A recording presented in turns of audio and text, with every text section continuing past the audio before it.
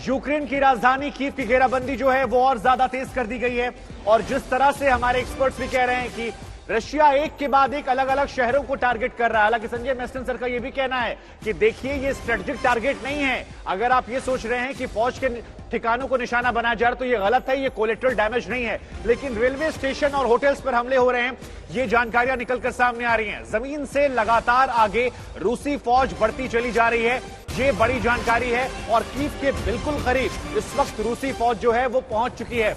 ये तस्वीरें हम आपको दिखा रहे हैं आधी रात की, किस तरह से यहां पर रह रहकर हमला हो रहा था और उसके बाद रात के बाद से एक के बाद एक मिसाइल अटैक जो है वो भी यहां पर देखने को मिल रहे हैं। लेकिन राजेश पवार के पास हम चलते हैं। राजेश, संजय मेस्टन का यह मानना है कि अब तक जो नागरिकों की मौत हुई है, जो आंकड़ा यूएन ने दिया 792, इसे कोलैटरल डैमेज ना कहा जाए। रशिया जानबूझकर टारगेट कर रहा है क्योंकि अस्पतालों पर, होटलों पर अगर हमला हो रहा है तो यह कोलैटरल डैमेज नहीं हो सकता। आप ग्राउंड जीरो पर हैं, आप बेहतर बता सकते हैं क्योंकि इंफॉर्मेशन एंड मिस इन्फॉर्मेशन का दौर चल रहा है।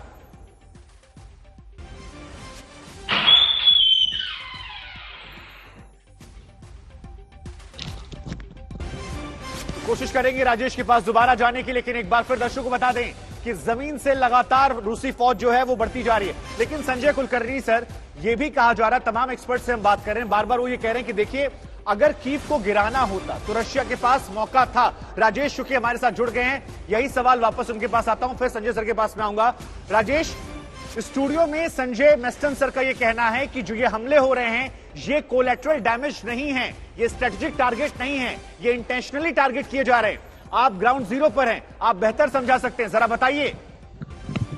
देखिए, मेरा ये मानना है कि इस वॉर में जितना प्रोपेगेंडा यूज हुआ है उतना शायद किसी और वॉर में, सेकेंड वर्ल्ड वॉर के बाद नहीं हुआ है। अभी पीछे एक खबर आई थी कि वैक्यूम बॉम्ब यूज हुआ है। मैं आपको बता दूं, vacuum bomb almost nuclear bomb की तरह है। जो वैक्यूम बॉम्ब है उसमें जो डैमेज होता है, जो उसकी पावर है, एक्सप्लोसिव पावर है, वो ऑलमोस्ट न्यूक्लियर वेपन्स के बराबर है। लेकिन बाद में एक खबर झूठी साबित हुई, किसी वैक्यूम बॉम्ब का यहाँ इस्तेमाल नहीं हुआ है। दूसरी बात कोलेटरल डैमेज की है।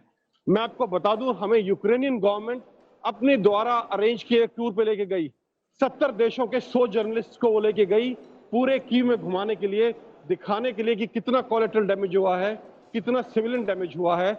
It was a propaganda trip, ताकि पूरी दुनिया के लोग जान सकें कि रूस सिविलियन इंफ्रास्ट्रक्चर को टारगेट कर रहा है। यकीन मानिए, वो हमें सिर्फ 2 साइट दिखा पाई।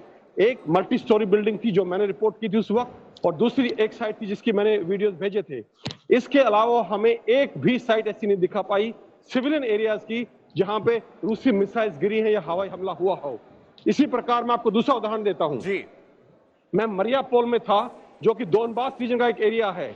यहाँ 8 साल से लड़ाई चल रही है और जो इंडिपेंडेंट डोनेट्स्क रिपब्लिक का पार्ट बना दिया है रूस ने, वहां भी बहुत बमबारी हुई थी, एयरपोर्ट बमबारी हुई थी, लेकिन सिविलियन एरियाज में एक भी बम वहां नहीं गिरा। तो मैं नहीं मानता कि रूसी किसी भी तरह से सिविलियन एरियाज को टारगेट कर रहे हैं या सिविलियंस को टारगेट कर रहे हैं। आपको एक और खबर दे दूं मैं, जो रूसी मीडिया में कल आई थी, जो यूक्रेनियन सैनिक हैं वो रिहायशी इलाकों में जो अपार्टमेंट ब्लॉक्स हैं जहां पे सिविलियंस रहते हैं, वहां से जाके लड़ाई लड़ रहे हैं। उस हालात में मैं मानता हूं किसी भी फौज के पास कोई चारा नहीं बचता। अगर फायरिंग एक किसी अपार्टमेंट ब्लॉक से आ रही है जो सिविलियन एरिया है, तो उस पर हमला करेगी, कोई भी फौज करेगी।